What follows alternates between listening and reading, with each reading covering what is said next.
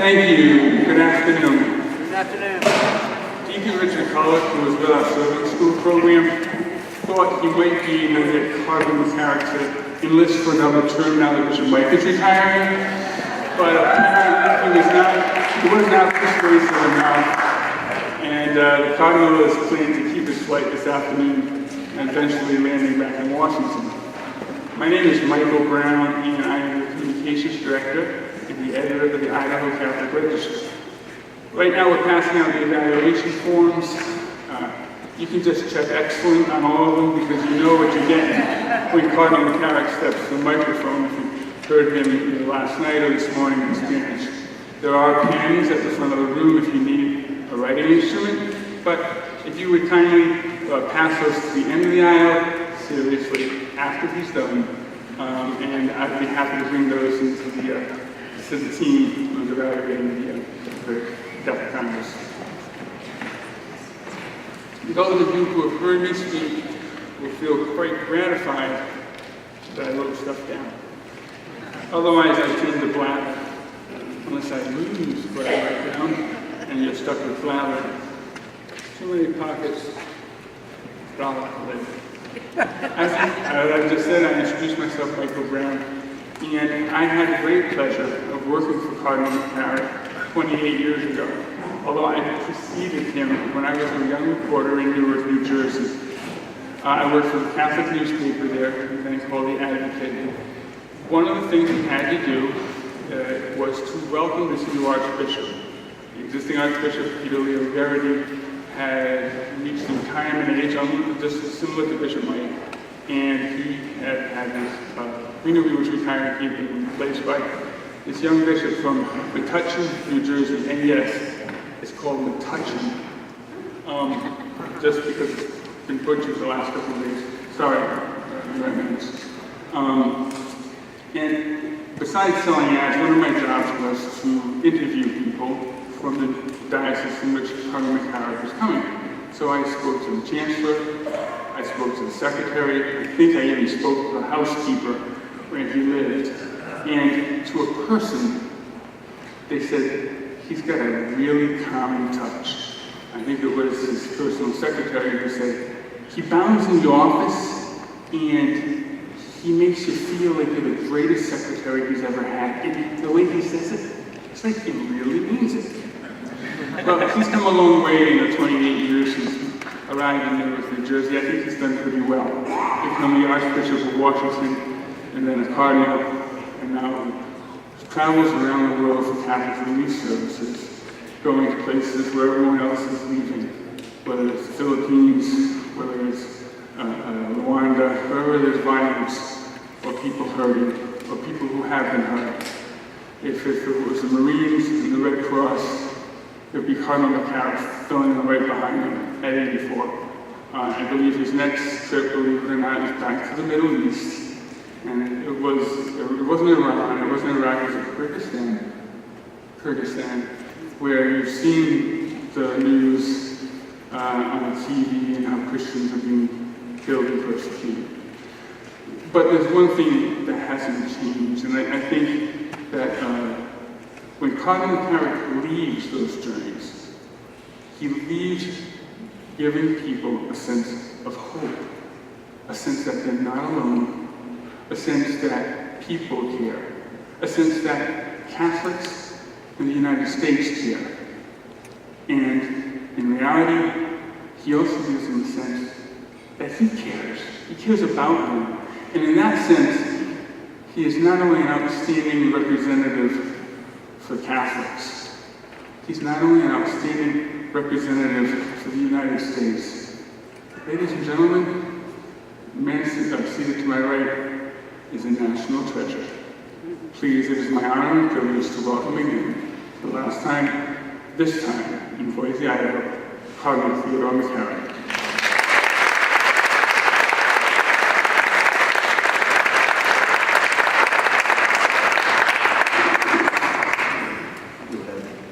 Opened up the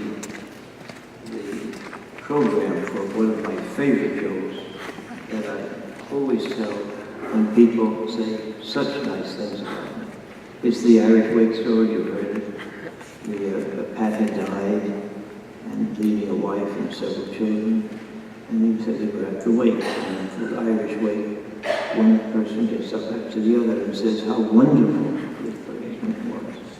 And this one fellow that I really went over, and his widow, and one of the local boys, Timmy, I said, in the back, and his man is up and he says, he says, I don't know what I can possibly say fitting about this good and holy man.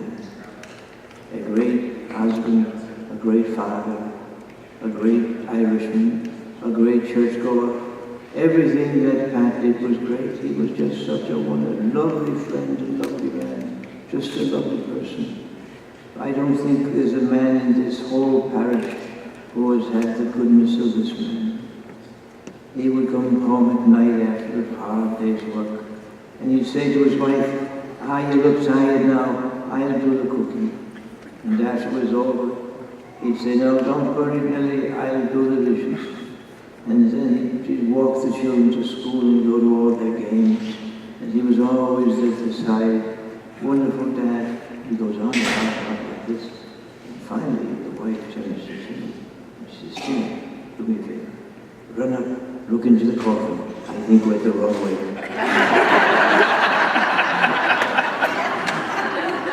So I think I'm in the wrong program afterwards. It would be lovely to be like that, but the only thing he was talking about, years ago, I guess just before I was going from Newark to Washington, I got a call from the White House saying, will you be in town, could you be in Washington such and such a day? And I said, sure. And they said, but you're going to get the Eleanor Roosevelt Award for human rights, for people. So I went, it was a big deal, and I was very honored by it. And one thing was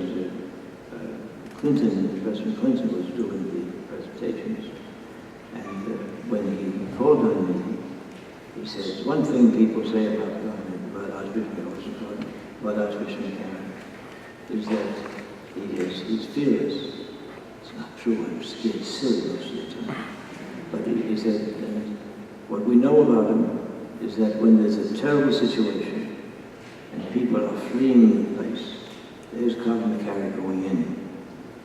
And I said to myself, what a dope he must be. But anyway, that's the story. But thanks Mike for that very gracious thought. What I'd like to do is this, and you tell me if it's all right, because I'm working for you. I would like to talk about being a Catholic and being who we are for about maybe 20 minutes, half hour, and then do questions. Because some people say, oh, gee, I've never had a chance to ask a Cardinal a question, or a question to Cardinal, whatever. And if anyone has questions, I will do questions. If not, I find something else fascinating. But is that all right? That sounds like it would work? Yes. Okay, good. I often say, when I finish preaching, and people are getting ready for the creed and standing, I often say, what an important moment this is in your life. It's important for a special reason. And the special reason is this. What the prayer will say is your identity card.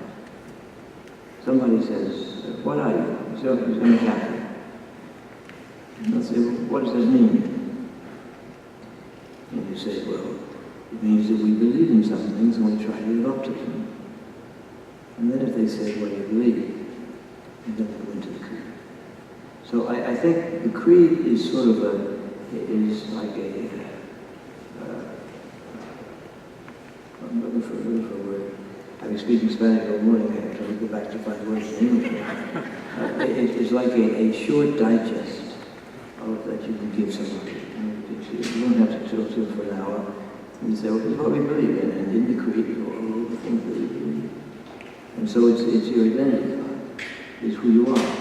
It's really who you are, because what you believe is very much what makes who you are. If you believe something very wild and exotic, then you are a person sort of very wild and exotic. If you don't believe in anything, then that's who you are. That works itself out in your personality, in the way you deal with people. But if you believe in these things in the creed, and try to be faithful to all that they imply, and that says who you are too. So the title of the workshop was who you say you are. And when after the Second Vatican Council, when we were very young, some of you weren't born yet, but at the Second Vatican Council, there was someone who worked out a program, and it was usually meant for young people. And the theory was, who is Jesus for you? It had a good start because it let us think about it. But it went the wrong way because it sort of made it that it was just very personal. And you could decide who Jesus was for you. But as we know, there is one Jesus, and he is the one that the Lord has given us to make us who we are. This morning, I had a wonderful, privileged opportunity talking to your Spanish brothers and sisters. I've seen one of them here. Very courageous of them to take me a third time. But what I began to talk to them about, I just want to do this because it talks a little bit about the Jesus whom you certainly sometimes do not know, do not understand.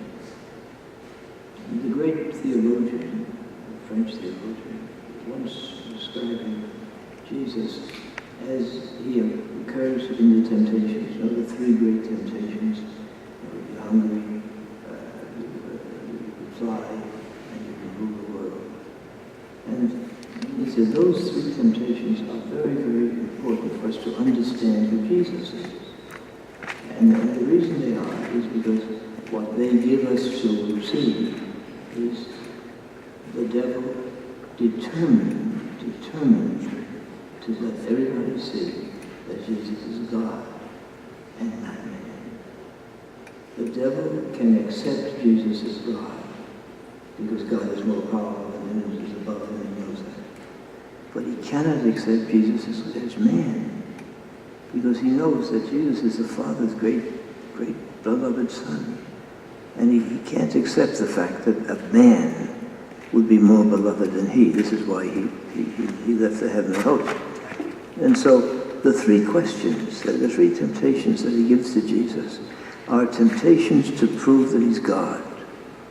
See, the devil has a lot of faith. And there's a wonderful line in one of the great fathers of the church that the devil believes and trembles. He believes and trembles because when he really believes and knows what he believes and knows what he's done in ruining his whole existence, he trembles because of the stupidity, because of the power of God, and because of all the things that he's done and should not have done. But basically, this whole story, Jesus is hungry. He's been fasting for 40 days and 40 nights. This is a story from the gospel. And the devil comes to him. And the devil says, "You're hungry. See all these stones around? Why don't you turn them into bread?" And Jesus says, "No, you don't ask silly things like that of God. I'm okay. I don't need to eat." And because he wants him to show everybody that he's God, he just does these things. There's no good thing in this. There aren't a bunch of poor people who are hungry, and the devil says, "Oh, look, these poor people. They go feed them by making bread out of stones." No, the devil is saying, "No, just show us you can do this. Show us you can do this."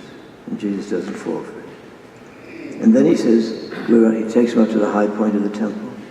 And I know the high point of the temple because I've gone there, and I'm scared by it because I think I have a little bit of acrophobia.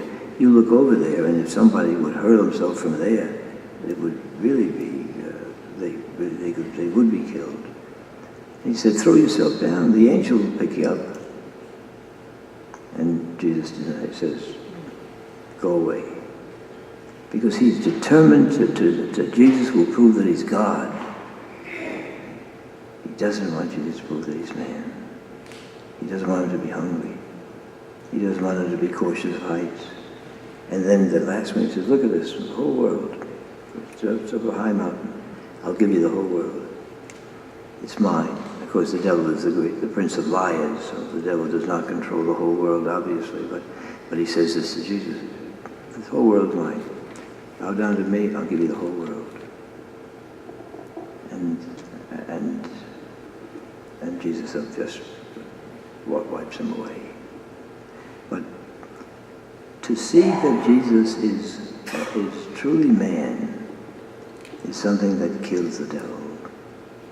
Because he doesn't want Jesus to be man. Because he knows that if he's going to redeem the world, he has to do it as man.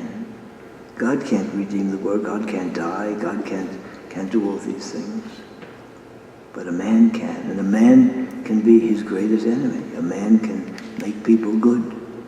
And if a man has all that power that Jesus has, if he's really a man, then he can put Jesus back into hell. He can put Satan back into hell. But all these things, this French theologian, I've always been impressed by that the devil needs to show that Jesus is God and not man. For two reasons. First of all, man can be redeemed only by a man. It is the death of a man that can undo the sin of Adam. And so the devil wants Jesus not to be a man because that will destroy his kingdom. And the second reason is, and it's a reason that I'm going to talk about a little more this afternoon, the second reason is he doesn't want Jesus to be at home with us. And we know that Jesus was a man. He had a human nature. He knew what it was to be tired. He knew what it was to be hungry. He knew what it was to be frustrated. He knew what it was to fail, to get sick, to die, to lose a father, to be worried about a mother, to all these things. And we who go through these things in our life, we need to have Jesus to know that.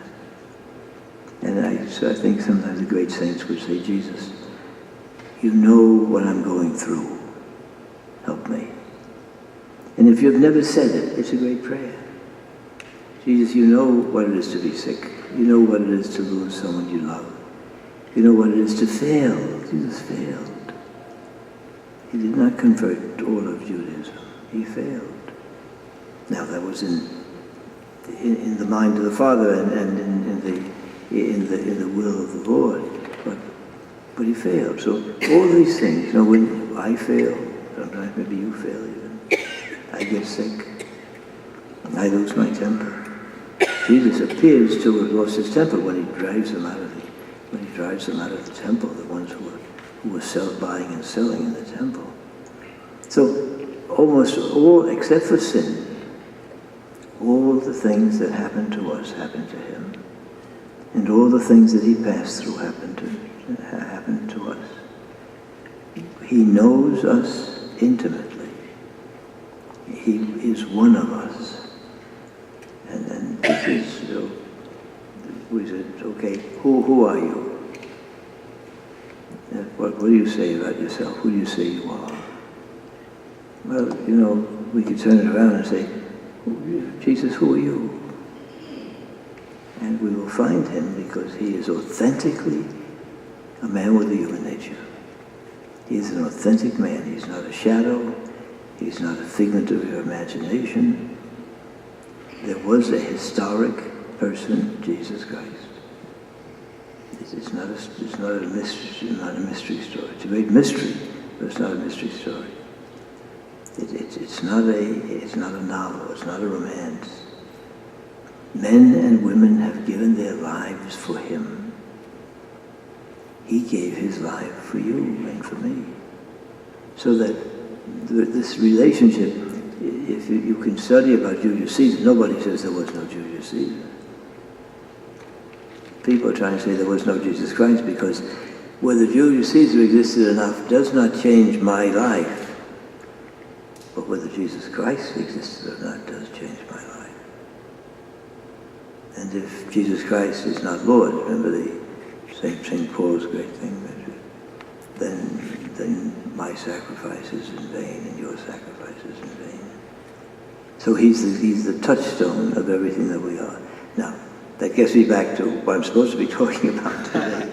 And just to say, and I think it's easy to come through this, because basically what we know is this, that there was a man named Jesus Christ, and that he was born in a little town of Bethlehem, because his foster father was of that tribe that he had to sign up, that tribe of Israel. And that man was in Egypt and came back, and that man taught the people, and that man made an extraordinary difference in the lives of many people in Israel, and that man was crucified by the Romans. And if we believe the Gospels, he rose again. And he rose again for our salvation. He didn't rise again for any other reason. And I always remember a great homily that Cardinal once gave, saying about why did Jesus die on the cross? And he would say, for love of us. But the Cardinal said, no, it's deeper than that.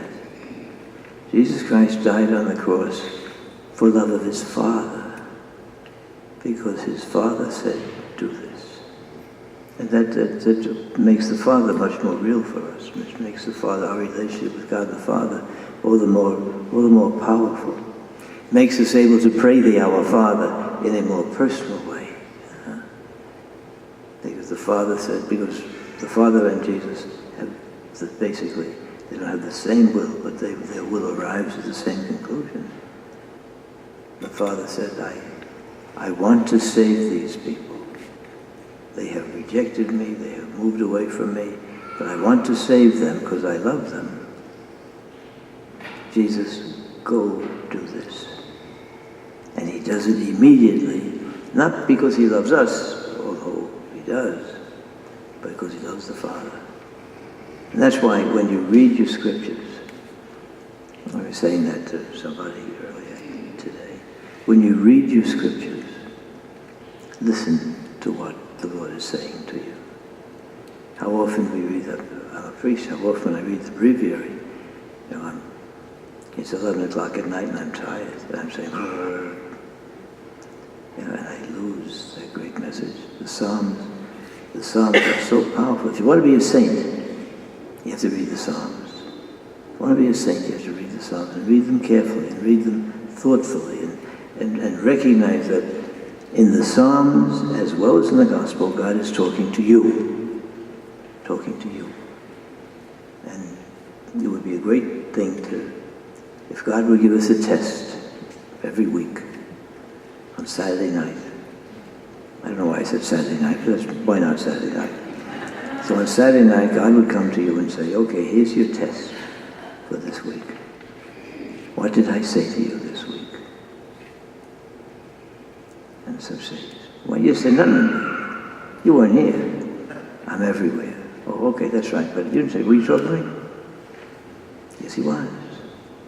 Yes, he was. This is, dear brothers and sisters, I'm not putting myself up as one who really listens, but I know God talks to you and to me every day.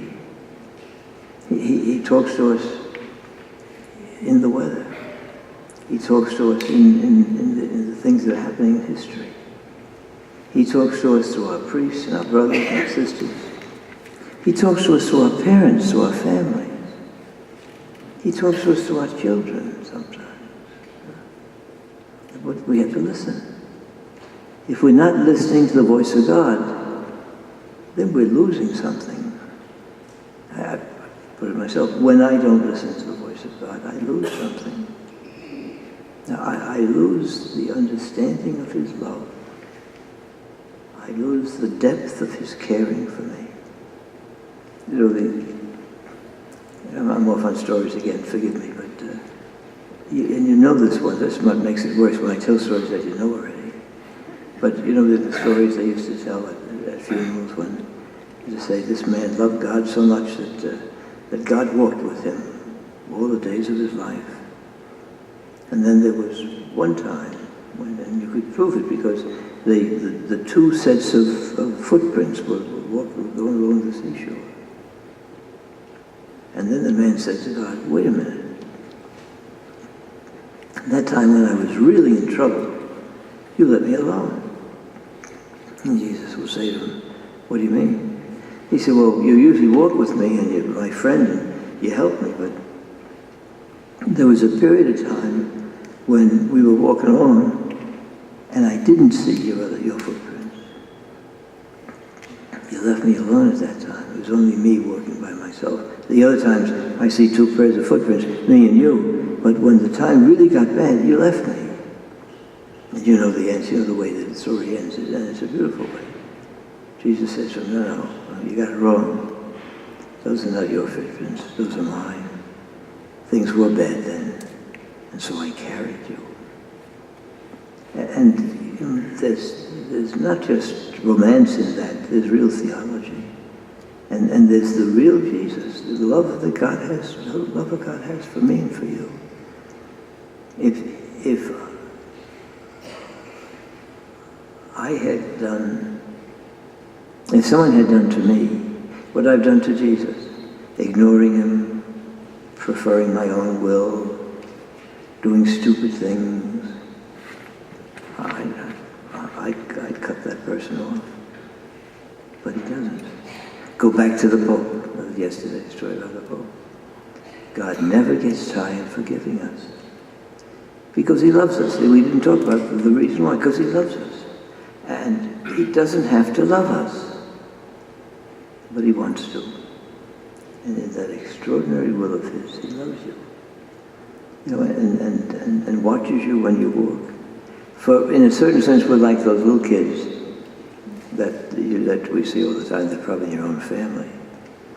But there's nothing so funny and so lovable as a little kid thinking he can walk and not really knowing how. And he's climbing up on one end of the chair, and he's looking around. He wants everybody to see him and to admire him that he's up on the chair. And then he takes his hand off and he goes flop.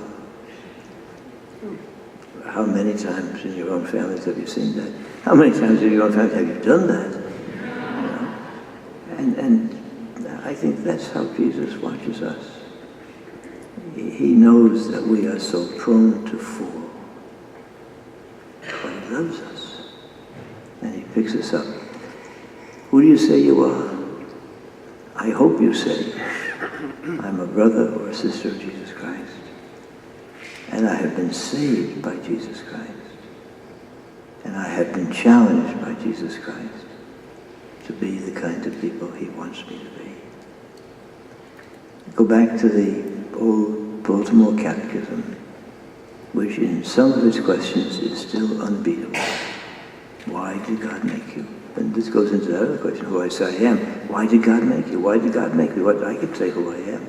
He made me to know him, and to love him, and to serve him in this world, and to be happy with him in the next. Please, dear brothers and sisters, never forget that. That's the story of our lives. Huh? Why did God make you? He made me to know him. He made me to come into the world and to become conscious of him and to have faith in him, that I may say the creed with enthusiasm, with love, and with devotion. And he made me to love him. Because if you get to know him and know his great love for you, you're going to love him. It's that simple. But it's not that simple, because there are other things that get into our lives that demand that we love them. other things that are part of our lives. We say, love me. Money says to you, love me. Power says to you, love me. Sexual attraction says, love me. Drinking may say, love me. Bad habits may say, love me. And sometimes we do. I do. I won't talk about you. I do. Sometimes I do. I begin to love things and not the Creator. I have to remind myself how important it is that I know who loves me best and who calls me to love Him, because He is my brother, and He is my Lord, He is my Savior, and He is my friend. We do not know friendship unless we know Jesus. We do not understand how important a friend is in our life unless we know Jesus. And it is that relationship. So, who do you say you are? You know, if when you answer that question, you don't put Jesus into it, then you're wrong. It's the wrong answer. It's the wrong answer. You have to answer, I have to answer that question, you have to answer that question and say, I belong to Jesus, that's who I am. I'm a friend of Jesus. I'm a brother of Jesus. I've been saved by Jesus.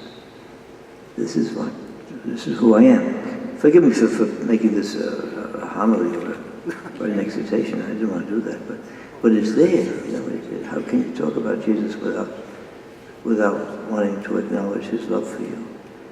How can you talk about Jesus without understanding how He goes up to the cross for you, friend for me? How can we pretend that we are the family of Jesus if we define ourselves in any other way? Now, having put you all to sleep, I'm going to give you a chance to ask questions, and on anything at all. It's an opportunity to ask a cardinal, and not a big high-class cardinal, but a cardinal. You have to ask a cardinal anything. I'm going to take the first opportunity. I've worked 50 years building a reputation of getting the first question in. Cardinal, I'm giving you your choice here. You can either let us know what you think will happen with the upcoming extraordinary synod for the family, or you can tell us what you see the hopes are for peace in the Middle East. So you can choose either of those questions, and then I'll share. I can answer them both the same way. We're praying for both. But with regard to the synod, this is, it's interesting. Again, your friend and mine, Pope Francis. In the old days, under saints and wonderful people, they would write to the bishops and say, what should the synod be about? Give us your ideas. What are your questions? The synod is the gathering of Catholics all over the world. In the old days, only bishops, and now there are bishops and real people. So anyway, this time, the language sent to us by the Holy Father was, check among your people what we should talk about at the Synod. What are the real problems? And I'm going to open up with one of them that is very controversial. But I want to bring it to your attention because it is a cause of concern to priests, to pastors, and to people. So many of God's people in this country and throughout the world are barred from communion because they are in what we call bad marriages. They were married in the church, and the marriage failed. They broke up, and they got divorced, and they got remarried. And now, what do? They cannot receive communion. Should they go to church? Should they not go to church? What can the church do for them? Well, I think this is going to be one of the things that's going to be brought up at the Synod. And it is obviously not just a throwaway question. It is a question which touches the lives of many, many people. It's possible that you have families that you know or that are related to you that are in this situation. I do. I have families, I've got nephews who, nieces who were married, and the marriage broke up, and they married again. And I think, I'm not going to give the answer because I don't know the answer. I don't even think the Holy Father knows the answer, because he wants to see what God is telling him. I'm talking about God talking. God talks to the Holy Father too, obviously. And he will talk to the Holy Father about this. There are some who say, the very conservatives would say, that you can't break the bond, and it is, they've made their own bed, doesn't lie in it. This is not, we can't do anything about this. I'm not on that side. I guess the way I presented it, you say I was not on that side. I believe, and I said this at the last consistory, and I think there are many of the cardinals who feel the same way. To have a real marriage, have a real sacramental marriage, you have to have an acceptance to three bonae, three important big things. Number one, you have to say, I will marry you forever. Number two, you have to say, I will marry you and I will not fool around with anybody else. And number three, you have to say that I will hope, God willing, that children come out of this marriage. Now, if you don't accept those three, then the marriage is, I think, not a valid marriage. Because a marriage is a contract, and those things are demanded by the contract. And if you say, I used to say, we're in the generation that says, I'll love you till next Wednesday. And there's a lot of that in the society today. There's people say, I don't want to do long-term commitments. I don't want to do long-term, I don't want to do this. Well, if you go into marriage that way, saying, well, if it works, it works. If it doesn't, I'll get a divorce. You can't do that, because you are sinning against the first of the rules, and that rule is, I'm going to marry you forever, and God will help. And the second one, your person comes in and says, well, I love this person very much, and I'm going to marry them, but I have an old girlfriend, and we'll probably get together, or I have an old boyfriend, and we may have a relationship. Well, if you do that at the very beginning of your marriage, that's not a real marriage. That's not the contract. The contract that says, I'll marry you forever, and you alone. So that if that's happening, then there's quite possibility that the marriage was invalid. And thirdly, there are people today who say, and you know this better than I, people today who say, I'm not going to have children.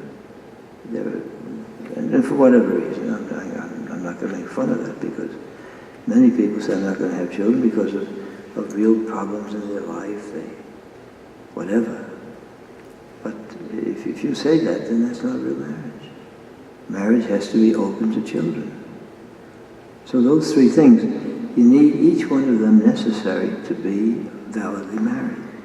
And if someone has violated them when they made that contract, which is the one you make at the altar, then that's not real marriage. So that marriage can be annulled, because it really wasn't a real marriage in the beginning. And that would open the door for people who came from such a marriage that wasn't a real marriage to talk again to the church about making another choice. So now, there are a lot in the church who say, no, you can't do that. You can't do that. That would destroy the whole thing. And they may be right. But I'm just saying where I'm coming from on this, and where I know where a number of the cardinals are coming from, and others are totally on the other side. So I say that is something that's going to come up, and hopefully we'll have some more light thrown on it in the Synod. So that's going to be one of the big things of the Synod, I think. And there will be other questions analogous to that, other questions similar to that. But that's why it's so important. So important in the life of many of our people who have been taken away from the Blessed Sacrament because of these accidents that happen in their lives. Now the second question is on the peace in the Holy Land.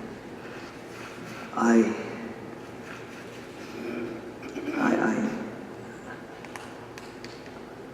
think the Holy Father is correct when he says, this is like the devil that only comes out by prayer. And I think sometimes our politicians, because they're always afraid to call people to prayer, I think sometimes they can figure out 10,000 other ways, but nobody's going to talk about it. Let's pray about it. So I think that's something, and having been there, I go to the Near East about sometimes 4 or 5 times a year. And I meet with people and talk. I meet with governments and I meet with the normal, regular people. And it's a mess. And this new group is diabolic. But and they are so diabolic that I think maybe prayer is one of the most important things. So I had a fight with John Kerry. This is for you and not for publication, but I had a fight with John. I like John. John's a good friend. And when he was starting this is about 6 months ago, when he was first starting to his work for peace in the Holy Land, I congratulated him and I said, one thing that I would like you to do that you're not doing, I would like you to involve the religious leadership of the Holy Land. Because I deal with them all the time. I deal with the chief rabbis who are in charge of the Jewish population. I deal with the patriarchs, the Orthodox patriarch and our Latin patriarch. And I deal with the Muslim leadership. And we try to get, there's a group that was started. I've got a lot of eyes here, forgive me for that. But we started a group in America that is called NILI, the National Interreligious Leadership Initiative for Peace in the Holy Land. And we got major Catholic leaders, major Jewish leaders, except the Jewish Orthodox. They will not enter because they do not want to take any stand that's against the government of Israel. And that's understandable. So major Jewish leaders, major Christian leaders, major Muslim leaders. And they meet in the United States. We meet a couple of times, maybe once every other month. And oftentimes the Secretary of State will meet with us, or an assistant will meet with us, or an ambassador will meet with us. And then we decided that we would encourage them doing something like that over in the Holy Land. And so now there is a group like this. The Catholic leadership is part of it. The Protestant leadership is part of it. The Orthodox leadership is part of it for the Christian side. On the Jewish side, the chief rabbis over there. And so there is a group both in our side of the ocean and on their side of the ocean. In our side, I'm one of the members. On the other side, there are some wonderful holy men and women who are part of this group. And I wanted him to start talking to them because I feel that you're never going to solve this without religion. Because religion is one of the deepest questions there. But he said, no, he said, I think I know what you're saying, I know what you want to do, but my first job is to get them to meet, get these leaders to meet. If I don't get them to meet, there's nothing there. And I can see his reasoning, but I can see mine too, and I think that he may have had more success, possibly, if he had started with the religious leaders over there. So I don't know the answers, but I would say we ought to do a lot more praying and a lot more trying to get people together. Thank you. Who else has a question? This is from the Have you been to Medjugorje, and do you think Mary is a period? That's a great question. I have never been because they encourage bishops not to go. And, I try to be loyal and faithful to what they say. The only thing I can tell you is a story of, I'm big on stories, as you know. This is a story of JP2, when during an ad limina visit, the ad limina, every 5 years, all the bishops have to go through and meet the Holy Father, or the ordinaries of the diocese. And ours came, he was the Pope for 25 years, so there were 5 times where we went to have him. And with JP2, with St. John Paul II, he'd invite you to lunch. He spent a lot of time with the bishops who came in. It was very, very generous on his part and made us all feel more part of the universal church. He had that sense. He was a prophet. And so one day we were in, and one of the auxiliary bishops, one of my auxiliary bishops, said, "Holy Father, what about Medjugorje?" And we all cringed because we knew that this is such a delicate thing, and we didn't want to embarrass the Holy Father. But John Paul said this. He said, "Well, I will say this, that there are a lot of good things happening there. A lot of people coming back to church, a lot of marriages being fixed up, a lot of people forgiving their neighbor, a lot of people beginning to pray, coming back to church. All these things are happening. So that is a good thing. With regard to the apparitions, that's why. And I give you that the same answer, and it's mine basically too. There is a lot of good coming out of Medjugorje, but there are some funny things about it. At one time, Our Lady really attacked the Franciscans, and according to one of the seers, who didn't like the Franciscans. So you wonder if he was putting things into Our Lady's mouth. So. But I don't know, but I think and they are still studying it because it's so complicated. But I remember those 2 things that John Paul II had. Number 1, a lot of good is coming out of there, so that's a good sign. And number 2 is there are still some funny things, and that's what they're studying. So, sorry I can't give you a clear answer, but that's the way it goes. Cardinal McCarrick, as we're coming up on the 10-year anniversary of the document Co-workers in the Vineyard next year, what do you envision, or what is your hope for that document moving forward? I don't know. The document was first published under John Paul II. It had most of its life under Benedict. And now it faces a new Holy Father under Francis. And each of them on this issue, each of them have had something of a different point of view. I think it will have a Franciscan touch in the sense of it being Francis. I don't think he will let the document go out without it reflecting many of the things that he's saying now about the people who are working, the sexes of the people who are working, all those things. I think if we know Francis, it will not be a step back, but hopefully a step forward. Someone else.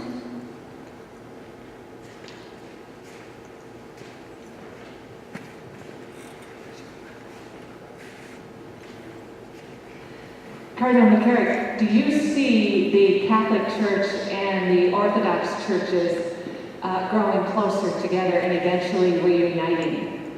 Well, I certainly see them getting closer together.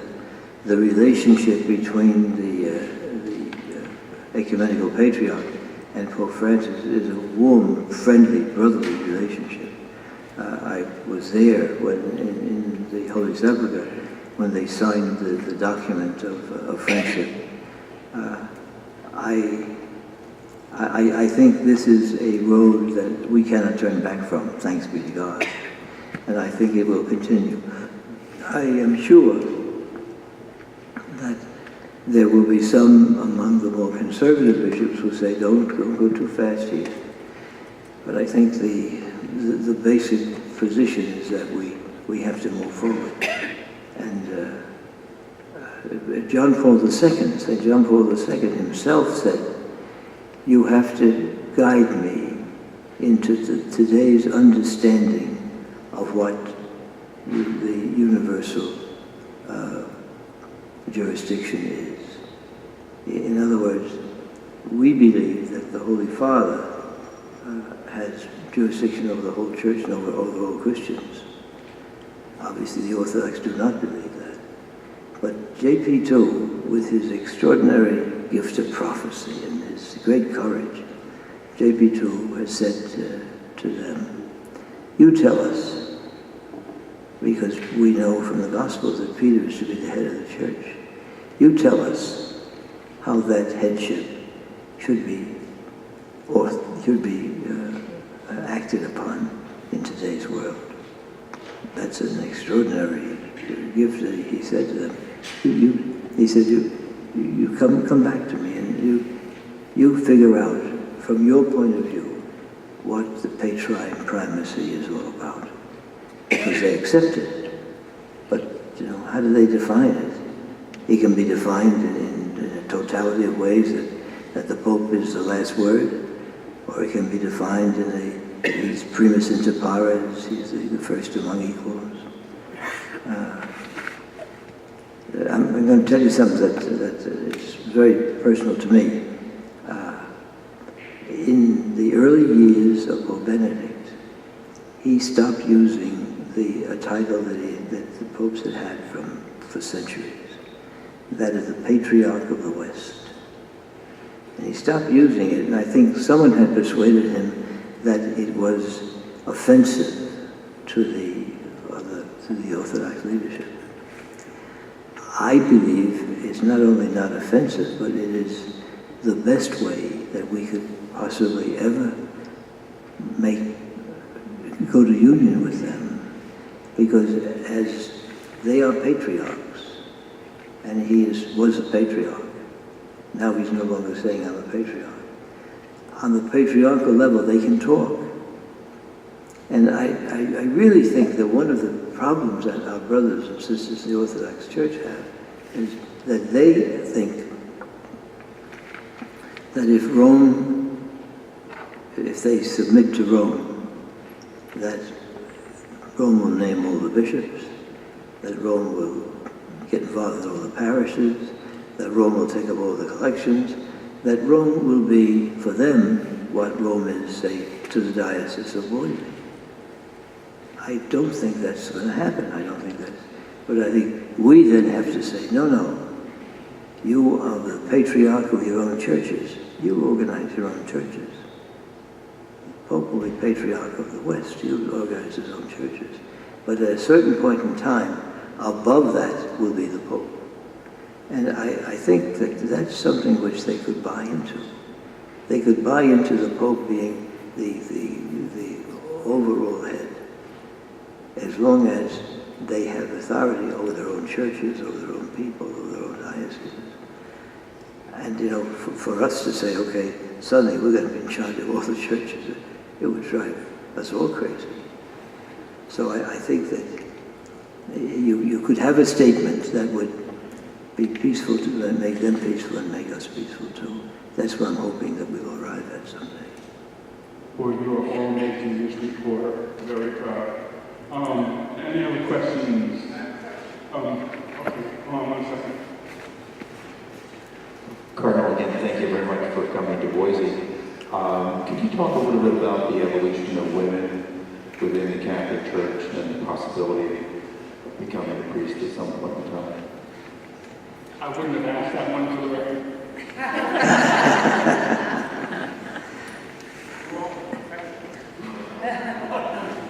Well, certainly there is nothing in our theology that prevents married men being priests. We know that because in many of our Oriental churches, it is already happening, and these men are absolutely valid priests, valid, legitimate, as I am. But so that on the canonical issue, it's really not there. And that's why when we opened up to the Anglicans and Lutherans and others who were already ministers and who wanted to continue in ministry and gave them permission, that there was no theological problem.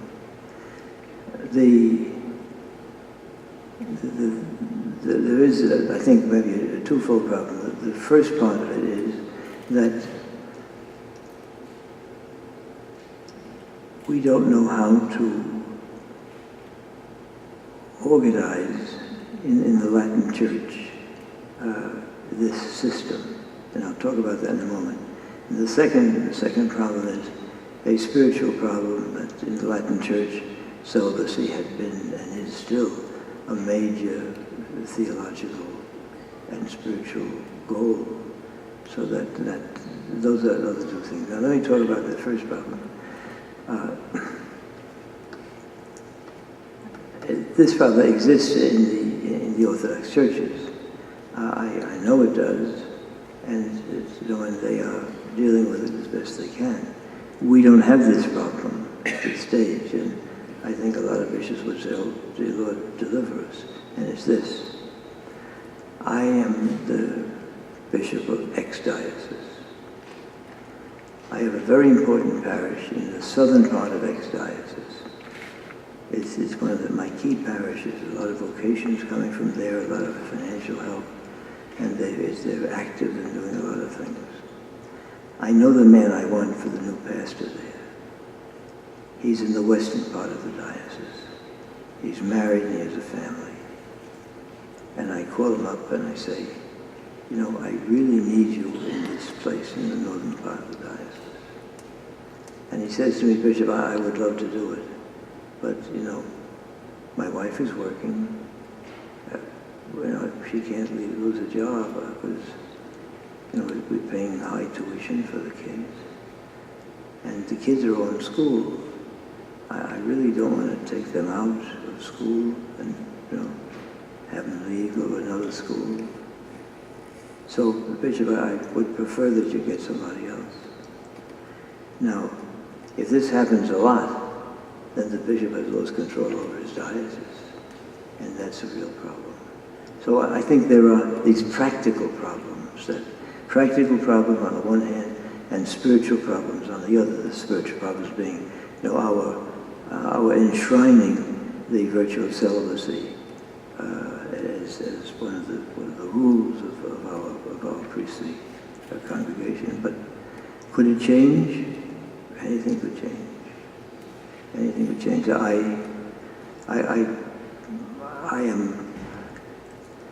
I would think that we are not in the age where it's going to change at this time. But it's not a question like a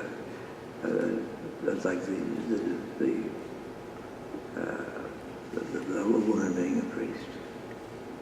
Right now, we are facing that as a real obstacle, because even in John Paul II's time, that's Optimus Precision. I don't remember the name of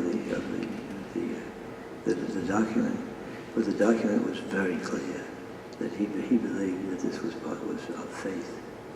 But let me just say, because I'm on that woman's thing. Let me just say, however, not to use the talents of women in the church is a sin. I have been very blessed in the 3 dioceses that I've served, that I've had women in major capacities.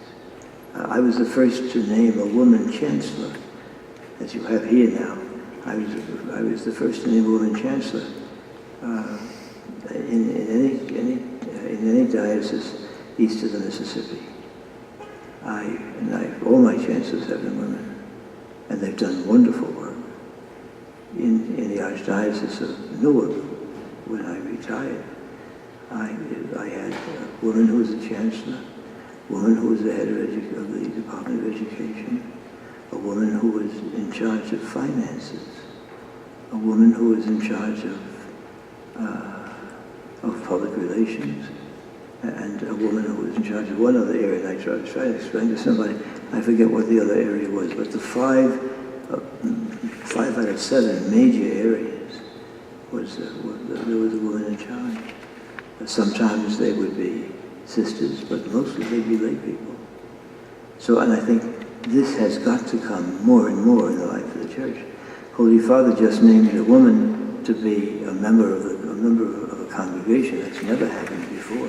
Member of a congregation is one of those, like the committees in the Senate.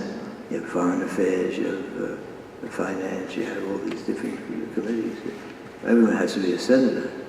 But the Holy Father, up until now, everyone had to be a bishop. But now he's just named a woman to there. So he's beginning to break some of these boundaries that have been there before.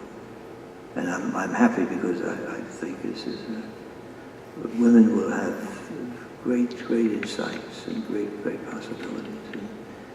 And even Pope John Paul II began naming women like, I've forgotten her name now, and she's a great lady. She teaches at Harvard. Glendon, Mary Ann Glendon, yeah. She's now the president of the Pontifical Council on Life. So we're using these gifts that women come with so brilliantly and so generously, and we have to keep doing it. But is there a line? Right now there is, because of the document of Pope John Paul II. Yeah. Hi, Cardinal. My friend is a Protestant, and he sent me a link about this emergent church. I don't know if you're familiar with that at all, but apparently I watched a video that Pope Francis sent to this congregation called the Emergent Church, and my Protestant friend was troubled with that. What's your take on the Pope associating with this movement? Well, I'm not sure I know the history, so I'm just talking from the information that you gave me now. The Holy Father has this wonderful relation with the Ecumenical Patriarch, wonderful relation with the Archbishop of Canterbury, so that he's going to have relationships all over, because he believes that if someone is a believer, you got to talk to him. And I think that's his attitude.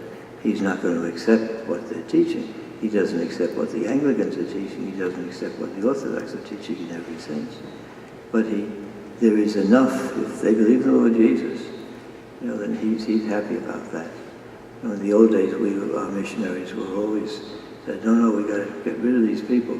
They're taking people away from us. But on the other hand, is it better to have nobody hear about the name Jesus? Or is it better to have people to know about Jesus, even though they don't know everything about him? I think there's arguments on both sides on that one. Is that all?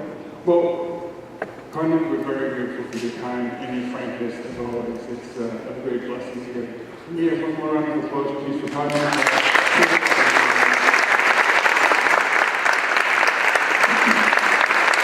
Thank you.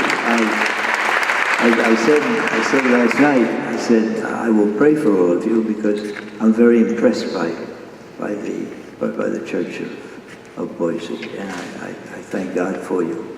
And I hope maybe once in a while you'll pray for me. But God bless you. Thank you.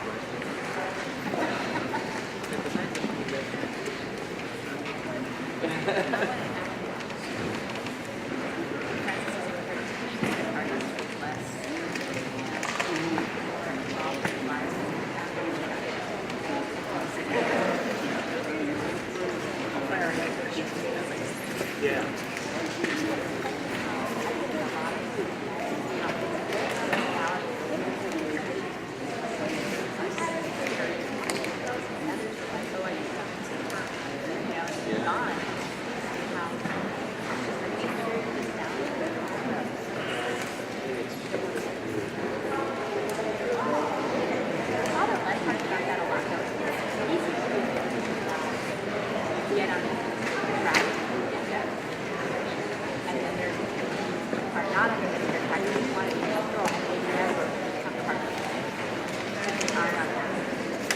Job trucks, whatever. And I don't know if he's right or not, but because I know that there's things we need to do in order to kind of.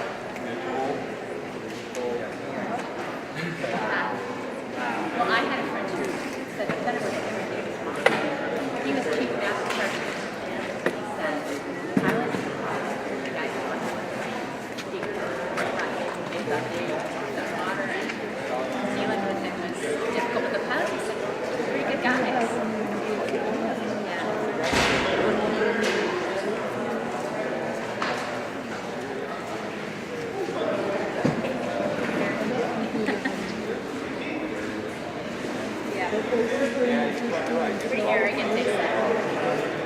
Yeah.